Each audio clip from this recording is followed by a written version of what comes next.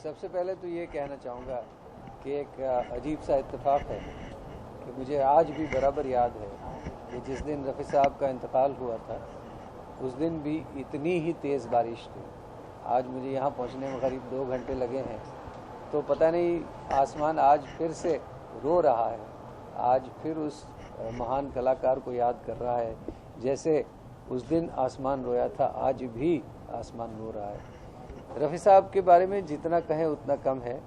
मैं सिर्फ यही कह सकता हूँ कि अपने आप को मैं बहुत भाग्यशाली समझता हूँ, क्योंकि मुझे रफ़ी साहब से मिलने का मौका मिला, मुझे कई बार उनको सुनने का मौका मिला और कई बार उनकी रिकॉर्डिंग में जाके उनको गाना रिकॉर्ड करते हुए देखा। तो मैं बहुत खुश नसीब हूँ कि मुझे ये सारी बातें यानी रफ़ी साहब के साथ वक्त गुजारने का मौका मिला। बहुत सारे सिंगर्स हैं जो आपको इंस्पायर करते हैं, पंकज जी आप किस इंस्पायर करते हैं? जहाँ तक भारतीय सिनेमा का संगीत है तो 2 कलाकार हैं जिन्होंने मुझे बहुत ज़्यादा प्रभावित किया है। उनमें जाहिर है कि रफ़ी साहब और लता जी, लेकिन रफ़ी साहब को मैंने बचपन से बहुत सुना और मैं तो उस हद तक कह सकता हूँ कि रफ़ी साहब से मैंने बहुत कुछ सीखा, सुन के सीखा। सबसे अच्छा आपको क्या लगता है? उनका नेचर बहुत काइंड था, बहुत प्यार से लोगों से बात किया करते थे, आपको सबसे अच्छा क्या लगता है? रफ़ी साहब की जो शख्सियत थी, उनकी पर्सनालिटी थी, वो मैं कह सकता हूँ कि एक फरिश्ते के जैसी इनकी पर्सनालिटी थी। रफ़ी साहब में कोई साफ सुथरा उनका कैरेक्टर था, बहुत ही जिसको कहें कि एक gentleman is the right word. तो रफ़ी साहब एक सही में सज्जन इंसान थे और दिल बहुत बड़ा था। और कहीं मुझे ऐसा लगता है कि उनके अंदर एक वो बिल्कुल देहाती पंजाबी जो है वो उनके दिल के अंदर था। उनको मुंबई की सिनेमा इंडस्ट्री की ये रोशनी से वो बिल्कुल चकाचौंध नहीं हुए थे। वो बिल्कुल उस वक्त भी और आखिरी वक्त तक रफ़ी साहब रफ़ी रहे। वो कभी इस फिल्मी दुनिया की रोशनी में कभी वो अपना रास्ता नहीं भूले। वो वही इंसान रहे जो पहले थे। आप सामने हैं, रफ़ी जी की बातें हुई हैं, कोई गाना जो आप डेडिकेट करना चाहते, कोई उनका ही गाना? रफ़ी साहब का एक गाना मुझे बहुत पसंद है। वो एक फिल्म आई थी चित्रलेखा, उसमें रोशन साहब का म्यूज़िक था, साहिर लुधियानवी साहब ने लिखा था। मन रे तू काहे न धीर धरे, तू निर्मोही मोह न जाने, जिनका मोह करे, मन रे तू काहे न धीर धरे।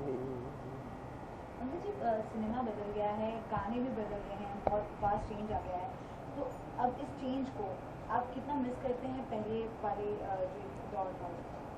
देखिए, बदलाव जो है वो हमारी ज़िंदगी का एक सबसे बड़ा हिस्सा है। एज दे से कि change is the only constant factor in life.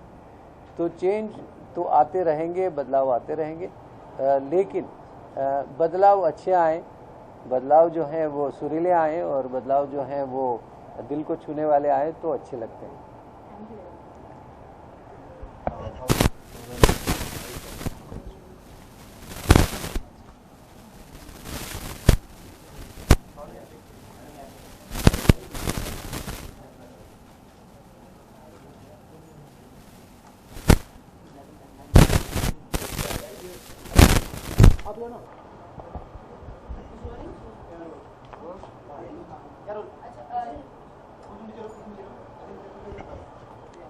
Jitendra जी क्या कहना चाहेंगे आज की शाम के बारे में?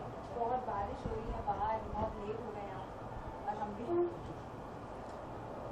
देखिए, जब ऐसी शामें होती हैं, ऐसे महान कलाकार की याद में जब होती हैं, तो फिर तूफान आए या आंधी आए कोई फ़र्क नहीं पड़ता है।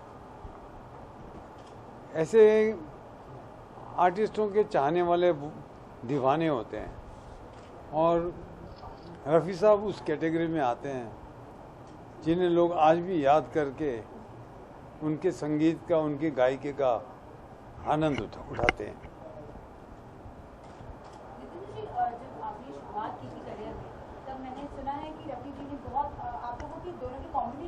बहुत पसंद किया था, कुछ याद है, कुछ याद है, कुछ याद है? मेरी